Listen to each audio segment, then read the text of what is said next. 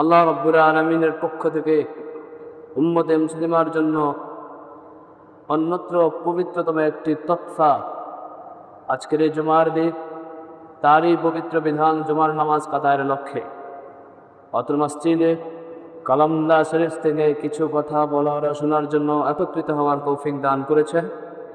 এজন্য অন্তরের অন্তঃস্থল থেকে, হৃদয়ের গহীন থেকে সকলে জোরে সুরে একবার কালিমাতুশ শুকর আদায় করি, আলহামদুলিল্লাহ।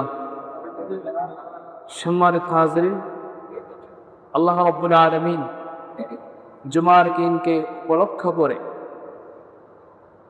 মুসলমান জাতির জন্য যে কয়েকটি তোহফা দিয়েছেন, হাদিয়া দিয়েছেন, তার মধ্যে অন্যত্র একটি তোহফা হাদিয়া হল, আল্লাহ রাব্বুল আলামিন বলেন, তোমাদের মধ্য থেকে যে ব্যক্তি শুক্রবারের এই জুমায়ের দিনে আল্লাহ রাব্বুল আলামিনকে রাজি খুশি করার জন্য, আল্লাহ রাব্বুল আলামিনকে রাজি খুশি করার জন্য, আল্লাহকে সন্তুষ্ট করার জন্য ঘর থেকে বের হয়ে গেল এবং মসজিদের মধ্যে চলে গেল।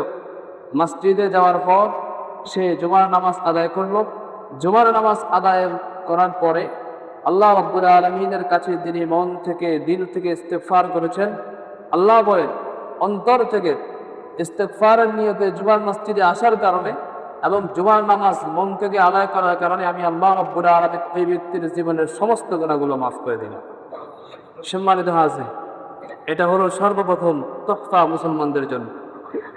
2 নম্বর তোহফা, মুহাম্মদুর রাসূলুল্লাহ সাল্লাল্লাহু আলাইহি ওয়াসাল্লাম বলেন, জুমার নামাজের দিনে যে ব্যক্তি ফজরের নামাজ থেকে নিয়ে মাগরিবের নামাজ পর্যন্ত একবার মাত্র সূরা ইয়াসিন তেলাওয়াত করে, মান ক্বারাআ সূরাতা ইয়াসিন আহাদান ফি ইয়াউমিল জুমআ, জুমার দিনে যে ব্যক্তি একবার সূরা ইয়াসিন তেলাওয়াত করে, আল্লাহ রাব্বুল আলামিন শুধুমাত্র জুমার নামাজের দিনের উসিলায় ওই ব্যক্তিকে 10টি কোরআনের খতম তার আমলনামার মধ্যে দান করবে।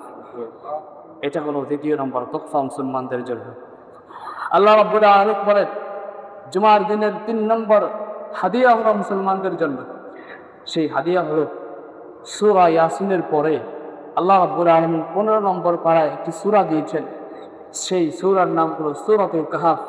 এই সূরা কাহফ যদি কোন ব্যক্তি শুক্রবারের দিনে ফজরের পর থেকে মাগরিব পর্যন্ত পড়ে, রাব্বুল আলামিনের হাবিব প্যারা মুহাম্মদুর রাসূলুল্লাহ সাল্লাল্লাহু আলাইহি ওয়াসাল্লাম বলেন, একবার মাত্র সূরা কাহফ তেলাওয়াত করার কারণে ওই শুক্রবার থেকে পরের শুক্রবার পর্যন্ত মোট 7 দিনের তার সব কিছুর দায়িত্ব আমি আল্লাহ রাব্বুল আলামিন নিজ হাতে নিয়ে নিতাম।